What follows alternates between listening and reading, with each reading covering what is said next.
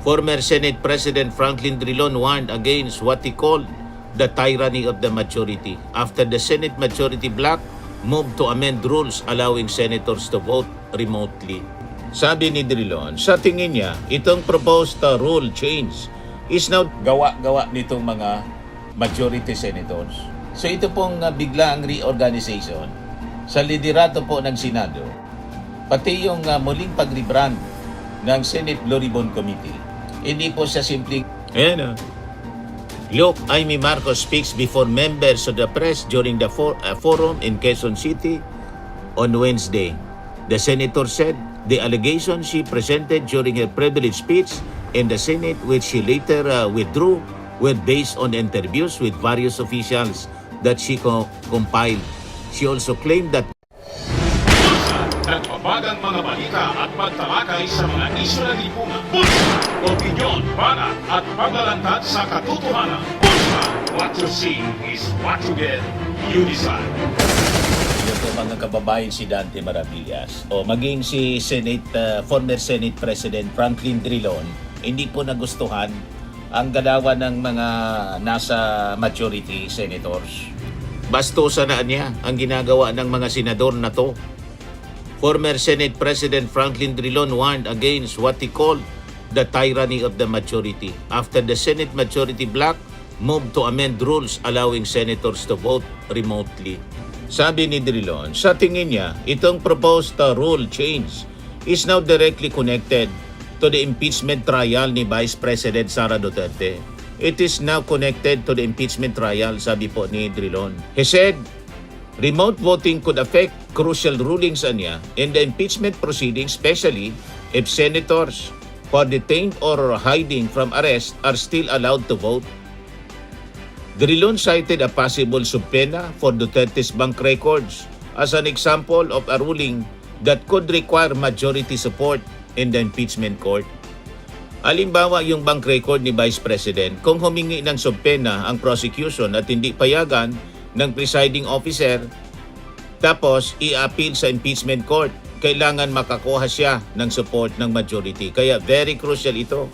Kaya minamadali, sabi po ni Drilon. Drilon backed Senator Erwin Tulfo's claim that the proposed amendment appears designed to accommodate senators who may have soon face detention over alleged plunder cases. This is ugly anya. Napakapangit ng ginagawa nila. I've never seen this kind of bastusan in the history of the Senate, sabi po ni Drilon. This is anya malicious and grave abuse of discretion I've never seen in history of the Senate. It must be condemned. Patay na ang malayang diskurso sa Senado. Kaya di ko sa inyo, bastusan na talaga po kasi puro bastos. Itong mga Duterte senators, puro pusakal mga kababayan. Kahit yung reorganization po sa Senado matapos na i-take over nila, tanggalin mga kababayan si Tito Sen as Senate President and thereafter nagkaroon ng reorganization. Imagine, pati yung Senate Blue Ribbon Committee mga kababayan, puro may kasong plunder, majority doon sa mga members ng Blue Ribbon. Kaya nga sabi natin, paano makakapag-imbestiga ang Senate Blue Ribbon sa korupsyon kung sila mismo naharap sa kasong korupsyon? Di ba po mga kababayan? So tama si Drilon mga kababayan. Isa po itong dirty diversion din ang ginagawa ng mga senador, ang pagkakagulo mga kababayan sa Senado na gawa-gawa nitong mga majority senators. So ito pong biglaang reorganization sa liderato po ng Senado, pati yung muling pag-rebrand ng Senate Blue Ribbon Committee, hindi po siya simpleng internal Senate matter mga kababayan. Isa po itong sistematiko, planado na political diversion para po protektahan si Sara Duterte sa kanyang kinakarap na impeachment cases. So imbes na sagutin ang mga aligasyon at ebidensya, ginagamit ngayon mga kababayan ng bagong Senate majority ang kapangyarihan ng Senado para po guluhin ang publiko. Nakita ninyo, hindi na pinag-uusapan ang tungkol sa impeachment. Pinag-uusapan na yung gulo nila sa Senado. At sige po ang papreskon. May papreskon na naman ngayon si Amy Marcos. Inulit-uli yung kanyang akusasyon tungkol sa Noel na napaismid na lang yung ating Pangulong Bongbong. At parte ng kanilang objective, painain yung kamera. Sinisiraan palagi yung kamera. At para sirain po ang credibility ng impeachment process bago pa man po ito magsimula.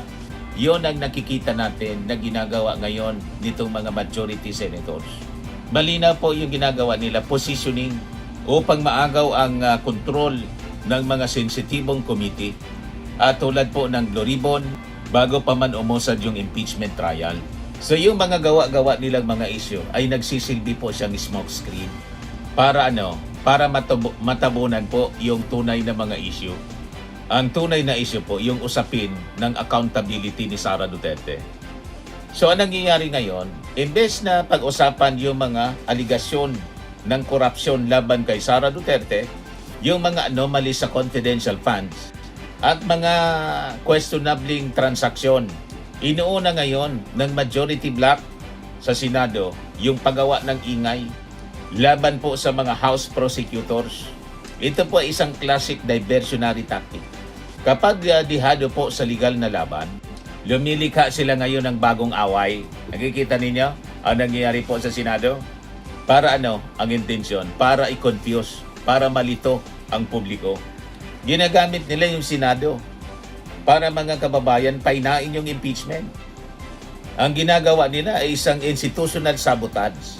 Ang paggamit ng legislative power, hindi para sa katotohanan, kundi para proteksyonan po yung kanilang kaalyado sa politika. Yun ang intention po ng pagbabago sa Senate rules. Inahalata po ng minority. Yan mismo yung sinabi. Mga kababayan ni Senator Erwin Tulfo, kung saan sinuport ni Frank Drilon yung kanyang mga sinabi. Masyado anyang bastusan na nangyayari ngayon sa Senado, sabi ni Frank Drilon. So sa legal perspective mga kababayan, malinaw po ang prinsipyo. Ang impeachment court ay dapat walang kinikilingan, dapat independent po siya. Ngunit paano po magiging patas yung proseso kung mismo mga senador ay abala sa paggawa ng mga media attacks, propaganda narratives tulad po ni Amy Marcos, at political conditioning laban po sa mga House prosecutors bago pa man magsimula yung trial. So hindi po ito simpleng conflict of interest mga kababayan. Ito po ay taasang pagtangkang lasunin ang due process dahil hindi nila kayang kontrahin ng direkta ang mga aligasyon laban po kay Sara. Ang bagong taktika nilang ginagawa ngayon, sirain ang moral credibility ng Kamara at saka ng prosecution panel. Layunin nila mga kababayan na palabasing pari-pariho lang na korap, pari-pariho lang na may agenda, walang malinis sa magkabilang panig. So ito mga kababayan yung tinatawag na psychological conditioning na ginagawa nila. Hindi mahalaga na mapatunayan ang kasinungalingan. Ang mahalaga ay magtanim ng duda sa isip po ng publiko. So kapag naniwala ang taong bayan na lahat naman po ay korap, nawawala ng moral force ang impeachment process kahit na may ebidensya. So ito po mga kababayan yung pinakang mapanganib na disinformation. Anyo ng disinformation. Hindi po para magpatunay ng katotohanan, kundi para sirain po yung konsepto ng katotohanan mismo. So lumilitaw ngayon na si Amy Marcos mismo ang pangunahing muka ng narrative na ito.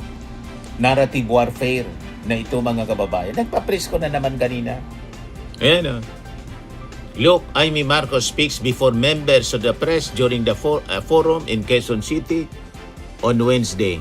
The senator said the allegations she presented during her privilege speech in the Senate, which she later withdrew, were based on interviews with various officials that she compiled. She also claimed that lawmakers in the House of Representatives of the Philippines were allegedly offered incentives to vote in favor of the impeachment of Sara Duterte. Malinaw po yung paninira ni Amy. Kaya ang tanong ngayon, mga kababayan, ay magkano rin kung gano'n ang logic po ninyo, Amy?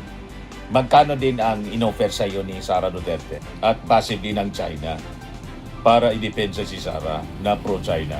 Yan ang tinapakalat niyang paninira sa Congress, mga kababayan, sa mga House prosecutors. Sa buong mga bumoto, 257 yon na nag-impeach kay Sara Duterte. Sinisiraan niya, walang tigil yung paninira niya. Pinalalabas niya bayad. Hindi siya tumitingin doon sa mismong articles of impeachment na napakalinaw. Yung pagbabanta sa kanyang kapatid, kay Lisa Marcos na kung saan galit siya, kay Martin Romualdez na inaaway niya. Di ba? Hindi siya nakatingin doon sa paglustay ng confidential funds. In just 18 hours, sabi ni Madriaga, wala siyang binabanggit. Silent siya totally. Basta Sara lang siya, mga kababayan. Hindi niya tumitingin kung tama ba o mali yung mga aligasyon. Sinisiraan niya yung Kongreso mismo. Huwag kayong naniniwala dito kasi kung kaya niyang siraan yung kanyang kapatid, ano pa yung mga congressmen? Huwag pa uto dito kay Amy Marcos. So si Amy Marcos, mga kababayan, imbes na tumulong sa patas na proseso, ginagamit niya po yung kanyang impluensya para magpakalat ng mga questionabling naratibo, mga political insinuations laban po sa impeachment process. Yan na napakalinaw. Walang tigil sa papresko. Malinaw siguro naman na malamang pinupunduhan mismo ni Sara Duterte. So kabilang sa kanyang mga pinapakalat yung mga hindi man veripikado na mga aligasyon. Pag-uugnay, mga kababayan, sa social funds, sa umano'y pambibili ng suporta para po sa impeachment. Pagpapalakas niya sa naratibong political persecution na niya ito. Pagpapalabas ng mga haka-haka bilang tila factual conclusions. Ganon ang ginagawa niya araw-araw. Sa batas kasi po, mga kababayan, may malinaw na prinsipyo po. He who alleges must prove. Dapat i-prove niya. Hindi yung puro kwento insinuations. Ngunit po dito sa kaso ng majority bloc, inuuna nila yung akusasyon kaysa sa ebidensya. Ang mas mapanganib pa rito, mga kababayan, kahit aminin mismong maaring malisyoso at walang patunay ang isa pong pahayag, sinasadya pa rin itong ipakalat sa media para makapagdika ng political damage. So ang propaganda nangyayari mismo sa loob ng Senado, mga kababayan. Yung ginawang video presentation ni Amy Marcos, yun ang malinaw na halimbawa, butit tinatanggal. Ginamit mismo yung official proceedings ng Senado sa propaganda ni Amy Marcos. So hindi katakataka, mga kababayan, na maging siya, dating Senate President Mig Subiri, nagain siya ng motion para ipatanggal ito. So, napilitan na lang si Amy na i-withdraw.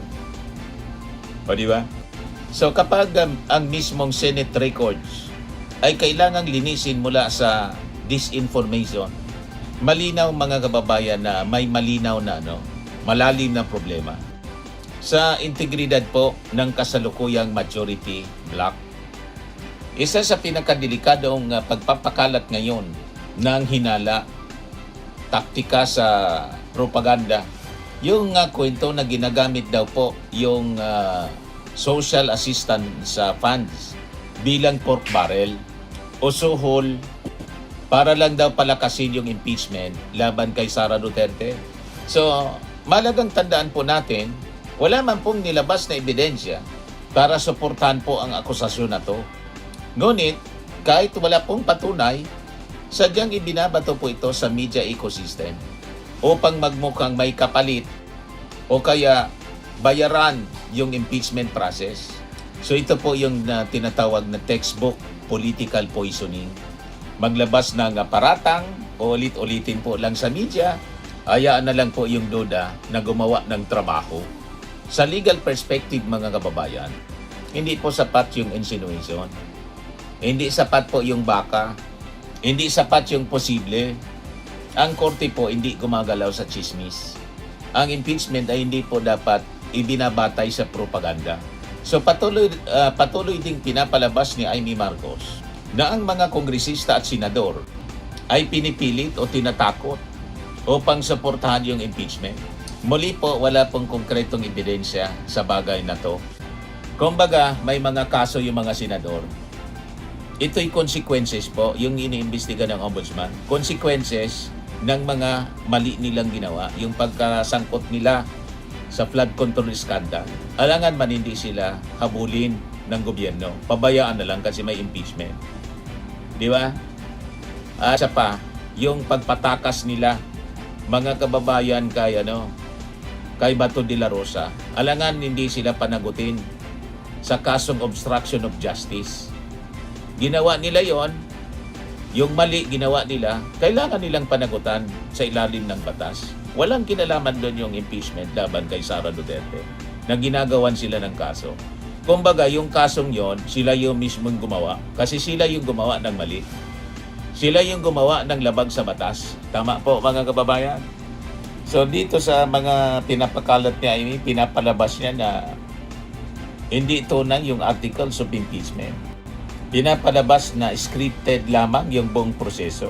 So ito po ay direktang pag-atake, hindi lang po sa Kamara, kundi sa mismong constitutional process ng impeachment. Kapag sinasabing paulit-ulit na ito ay pilit lang lahat, sinusubukan mong wasakin ang public trust sa buong democratic system. Ito yung ginagawa mga kababayan ni Amy Marcos. So maging yung ilang araw na delay sa transmittal po ng articles of impeachment, agad ginawang political issue ng mga DDS-aligned senators.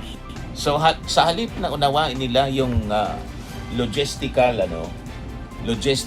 reality ng pag-reproduce at pagproseso ng napakaraming mga dokumento, agad nilang pinalabas na parte ito daw ng political maneuvering.